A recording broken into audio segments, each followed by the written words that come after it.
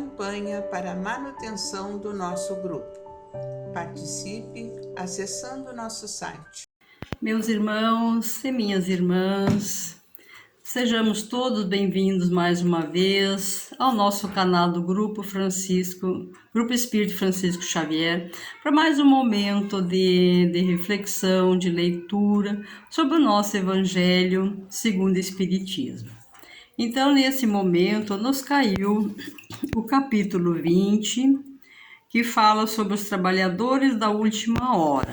E nós vamos ler então o item 5, que diz o seguinte: os trabalhadores do Senhor, Espírito da Verdade, Paris, 1862. É chegado o tempo em que se cumprirão as coisas anunciadas para a transformação da humanidade. Felizes serão aqueles que trabalharam no campo do Senhor com desinteresse, movidos apenas pela caridade. Suas jornadas de trabalho serão recompensadas 100 vezes mais do que esperavam. Felizes serão aqueles que disserem a seus irmãos: vamos trabalhar juntos e unir nossos esforços para que o Senhor encontre a obra terminada quando chegar.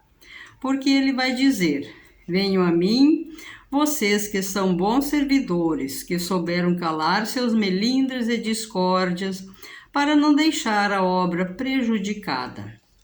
Mas, infelizes daqueles que, por suas divergências vaidosas, retardaram a hora da colheita. A tempestade virá sobre eles e serão levados no turbilhão. E nessa hora irão clamar: piedade, piedade, Senhor.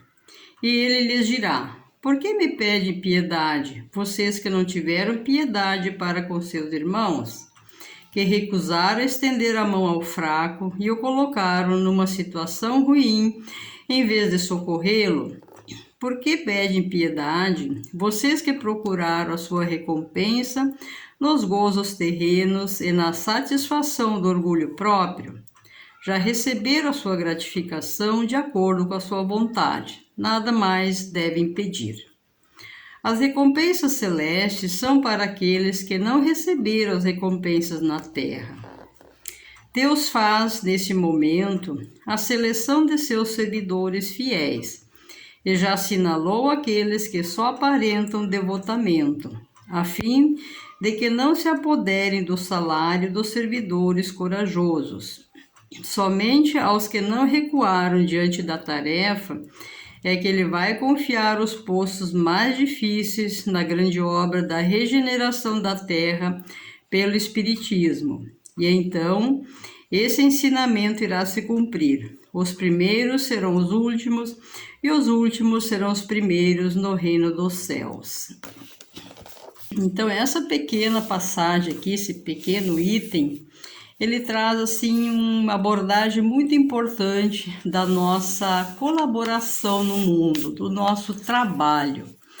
O quanto é importante e necessário a gente trabalhar. Mas ele fala aqui uma coisa muito interessante aqui no texto, quando ele diz: vamos trabalhar juntos e unir nossos esforços para que o Senhor encontre a obra terminada quando chegar. Porque ele vai dizer: venham a mim vocês que são bons servidores, que souberam calar seus melindres e discórdias, para não deixar a obra prejudicada. Então, isso aqui nos traz um entendimento de que nós nunca estamos sozinhos para obrar no trabalho do mundo. Nós sempre teremos junto de nós companheiros que pode agregar, que pode nos ajudar, que podem talvez até fazer muito melhor do que nós fazemos no nosso trabalho. E essa união é que é importante, porque quando a gente trabalha em grupo, nós vamos aprendendo assim a calar os nossos melindres, as nossas vaidades, todas aquelas coisas que entram quando eu estou fazendo uma tarefa e eu penso então que eu sou o melhor de todos, que só eu que sei fazer, que meu modo é o melhor modo de fazer. E não é assim, porque todos nós, muito ou pouco, todos nós temos o que dar de nós nessa obra grandiosa que é de Deus. E é isso que Deus quer de cada um de nós, que cada um contribua com aquilo que pode, com aquilo que tem, com os talentos que já conquistou. Só isso. Deus nunca vai exigir a mais da gente daquilo que a gente tem para dar, mas desde que se faça alguma coisa, desde que a gente se movimente, se mova no sentido da solidariedade. Então, esses trabalhadores aqui, como ele fala, assim, isso é muito importante para a gente reflexionar sobre isso, né? Principalmente nessa época de agora, com tantas necessidades, com tantos problemas, com tanto sofrimento à nossa volta. Então, se a gente vai ficar sozinho, querendo assim resolver os problemas do mundo, a gente não vai conseguir, porque ninguém veio ao mundo para resolver os problemas do mundo. Nós viemos, em primeiro lugar, para resolver a nós mesmos, dentro de nós, todas aquelas fraquezas, nossos dramas, nossas dores, tudo aquilo que precisa também ser arrumado no nosso íntimo. Então, nós temos um trabalho grandioso em nós mesmos para a gente realizar. E com isso, com esse pouco de equilíbrio que a gente vai adquirindo, nós vamos então tendo condições de começar a olhar à nossa volta, a necessidade do outro também. E não só ficarmos então a vida toda só concentrada em nós mesmos. É isso que Deus espera de nós, porque Ele colabora com toda a sua criação. Ele não deixa ninguém de fora. Então, Ele espera que nós, seres humanos, já com a nossa inteligência, com o nosso entendimento, com o nosso livre-arbítrio, nós já temos condições de também começar a colaborar com Ele, naquilo que nós já temos condições de fazer, que já sabemos fazer. E é isso que Ele espera de nós, a nossa colaboração, por menor que seja. Então, isso é o mais importante. Porque depois não adianta a gente chegar no final e pedir piedade a Deus por ter deixado de fazer, por ter ficado acomodado, porque daí é tarde. Então, o momento é agora. Cada um fazer aquilo que está em condições de fazer, mesmo que seja só dentro do seu lar, né, fazendo uma prece por alguém. Se eu não tenho condições de sair, se a minha saúde não permite, se eu não posso sair de casa, mas eu sempre posso fazer uma oração por alguém, eu sempre posso emitir bons pensamentos para este ou para aquele setor assim tão necessitado de ajuda espiritual. Então, nesse sentido aqui dos trabalhadores do Senhor, no Livro dos Espíritos, no capítulo 3 da segunda parte, tem muitas questões que Allan Kardec fez sobre assim, o trabalho, a lei do trabalho. E ele então faz uma série de perguntas onde ele pergunta assim, a necessidade do trabalho é uma lei da natureza? E eles respondem que sim, que é necessário trabalhar, que através do trabalho que o ser humano vai acionando a sua inteligência e vai melhorando o progresso do seu entorno. Então, nós não temos que estar necessariamente trabalhando num escritório, numa indústria, numa obra, com ferramentas na mão, né, ferramentas materiais. Nós podemos trabalhar com a nossa inteligência de 1000 maneiras. Então, Deus não desprovê ninguém. Todos nós podemos ajudar, colaborar. Então, a lei do trabalho, ela é muito importante. Se não houvesse o trabalho, não haveria progresso. Nós estaríamos, quem sabe, lá nas cavernas ainda, ou mais aquém ainda, em termos de evolução. E é justamente esse acionamento da nossa inteligência, descobrindo as coisas, melhorando sempre, querendo sempre melhor para nós, mas isso requer esforço, isso requer trabalho, isso requer participação de todos nesse sentido. Então, esse momento assim que nós estamos assim sendo profundamente convidados a trabalhar, mas agora não mais só a nosso benefício, mas a benefício de todos aqueles que estão hoje numa fase muito sofrida, em duras provações, em duros momentos de expiação. Então, aqueles que não estão assim tão diretamente envolvidos, que estão com essa carga expiatória um pouco mais aliviada, eles têm o dever de ajudar aqueles irmãos que estão em situações mais complicadas, mais difíceis. É para isso que a gente veio no mundo, né?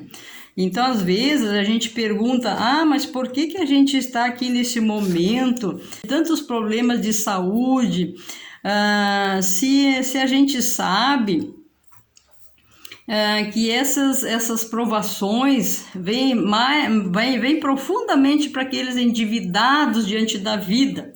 E muitas vezes a gente equivocadamente pensa que já está muito melhor que os outros. Até podemos estar um pouco melhor, mas daí entra o nosso dever de auxiliar aqueles que ainda estão mais sofridos. Nós não estamos aqui por acaso, nós estamos aqui por uma questão de solidariedade, de ajudar com as nossas vibrações, com as nossas preces, com nossos pensamentos positivos, aqueles que estão sofrendo muito. Talvez não precisemos passar por essas mesmas provações, mas nós temos o dever de ajudá-los. É isso que Deus nos convida aqui nessa parte assim do trabalho. E tem uma parte muito interessante nesse livro do Luz Acima, ditado pelo espírito Humberto de Campos, pseudônimo Irmão X, e psicografado por Francisco Cândido Xavier, que é um conto muito interessante, que fala justamente assim dessa ligação e do interesse assim quanto ao trabalho. É no capítulo 6 e o título é O Anjo Servidor.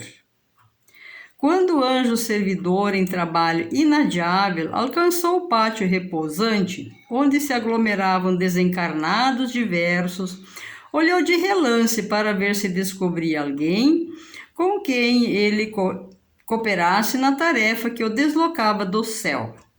Necessitava de companheiro recém-vindo da terra e, aproximando-se das almas recentemente desembarcadas no além, procurou lesto entre elas o colaborador nas condições exigidas.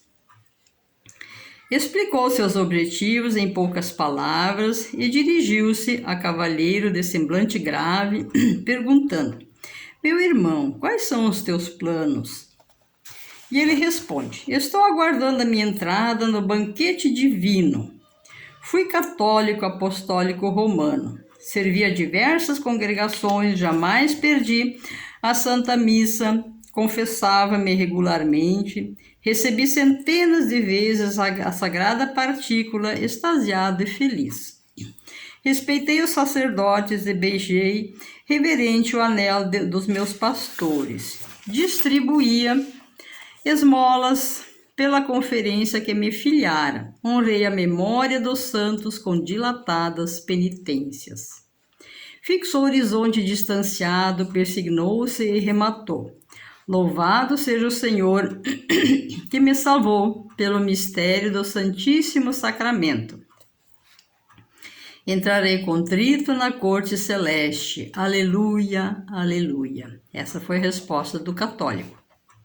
O emissário de mais alto aprovou-o com um gesto silencioso e passou adiante. Pousando a atenção noutro recém-desencarnado, indagou: Amigo, que esperas por tua vez? Eu, suspirou, busco a herança de meu Deus. Vivi na religião reformada, guardei a fé acima de tudo. Nunca faltei aos meus cultos. Fiz a leitura diária da Bíblia enquanto estive na terra. Defendi os ideais evangélicos ardorosamente. Fui combatente de Cristo, condenando-lhe os inimigos. Contava com a remuneração de meus serviços no juízo final. No entanto, reconheço hoje que a minha glória pode ser apressada. Habitarei à direita de meu Senhor para sempre. O anjo fez um sinal de aprovação e passou a um terceiro. Que aguardas, irmão? Interrogou ele. Radiante, o novo interlocutor observou. Fui espiritista. Preparo-me gostosamente para a jornada em demanda dos mundos felizes. Doutrinei os espíritos das trevas, pratiquei a caridade em todos os setores, fui simples e paciente. Em tempo algum estive ausente das minhas sessões. Cultivei a pregação sistemática dos princípios que abracei em nome de Deus. Confiei-me invariavelmente aos bons espíritos. Agora, como é natural, entrarei na posse dos meus bens eternos. O emissário angélico aprovou. O missionário angélico aprovou igualmente e auscultou o seguinte. Que projeto traçaste, amigo? Inquiriu atencioso. Eu? Gaguejou o companheiro a quem se dirigia. Para exprimir-me com verdade, nem eu mesmo compreendo minha presença entre os justos e piedosos. Fui trazido a este recinto constrangidamente. E em pranto mal contido acrescentou, desapontado. Fui ateu por infelicidade minha. Não admiti a sobrevivência da alma. Não sei, francamente, se cheguei a praticar algum bem no mundo. Apenas busquei sempre a execução dos meus deveres de humanidade, atendendo às diretrizes da reta consciência. Procurei levantar os fracos e os abatidos e proporcionar ensejos de aprendizado e serviço a ignorantes e ociosos, como se eu fizesse a mim mesmo, sem nenhum propósito de ser recompensado na paisagem que me surpreende. Tantos sofredores, porém, encontrei no caminho terrestre e tanto trabalho vi no planeta, aguardando braços fortes e generosos, que sabendo hoje da existência de uma justiça misericordiosa e infalível no céu, muito me envergonho da descrença que adotei na terra, embora procurasse lutar para ser um homem digno. E se me fosse concedido formar algum projeto, devo assegurar que meu único desejo é regressar à terra e cooperar mais ativamente na felicidade dos nossos semelhantes. Com surpresa, o anjo abraçou-o e convidou-o a segui-lo, esclarecendo: sim, vamos. Todos os que permanecem nesse átrio de repouso merecem a bênção divina. O católico, o reformista, o espiritista e o incrédulo, suscetíveis de serem erguidos até aqui, foram homens de elevada expressão na melhoria do mundo. Todavia, para servir imediatamente ao meu lado, prefiro o irmão que não tem o pensamento prisioneiro no salário celestial. Preciso de um cooperador liberado das complicações de pagamento. A conta prévia costuma dificultar o trabalho. E sem mais delonga, desceu em companhia do ex-materialista a fim de atender a serviço urgente na terra. Então, essa história aqui é muito interessante, porque ela nos coloca que não há limite de tempo para o trabalho. Vivemos assim muitas vezes equivocadamente, pensando que fazemos um pouco numa existência e que já somos merecedores das melhores coisas de Deus, e não é assim. Nós somos profundos devedores em muitos sentidos e temos muito trabalho pela frente. Então é isso que nós precisamos nos conscientizar, trabalhar sempre, ajudar sempre, sermos úteis sempre nessa obra inacabada de Deus, porque Deus nunca descansa. Por que nós, infinitamente devedores e imperfeitos, devemos cruzar os braços só porque trabalhamos um pouquinho? Então isso é importante nós reflexionarmos. Então, meus irmãos, nosso tempo está se esgotando. Nós vamos então neste momento passar para as nossas preces e irradiações. Irmãos, vamos unir nossas almas confiantes para dedicar nosso pensamento e sentimentos fraternos para quem precisa, quem está carente de saúde e de paz. Convidamos todos os irmãos a manterem seus corações e pensamentos vibrando nas preces que faremos a Deus a partir deste momento, em favor daqueles a quem endereçarmos nossas vibrações. Prece para os enfermos. Neste momento, abrimos uma corrente de vibrações em benefício de nossos irmãos enfermos, que se encontram em nossas casas, hospitais, casas de caridade e demais locais onde se acham passando por dolorosas provações.